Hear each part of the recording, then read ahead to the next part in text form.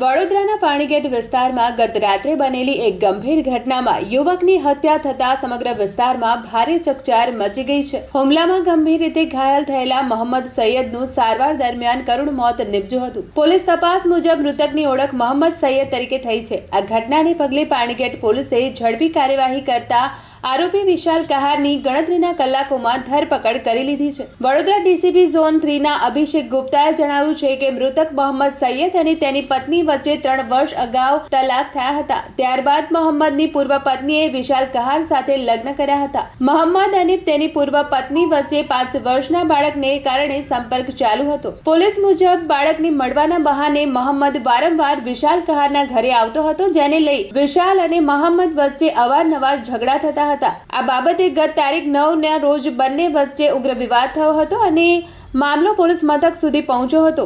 ઉલ્લેખનીય છે કે વિવાદ શાંત ન થતા ગત રાત્રે ફરી ઝઘડો થયો અને આરોપી વિશાલ કહારે મોહમ્મદ સૈયદ પર જીવલેણ હુમલો કર્યો હતો। ગંભીર ઇજાઓને કારણે મોહમ્મદનું હોસ્પિટલમાં સારવાર દરમિયાન મોત થયું હતું। હાલ પાણીગેટ પોલીસે હત્યાનો ગુનો નોંધી વધુ તપાસ હાથ ધરી છે।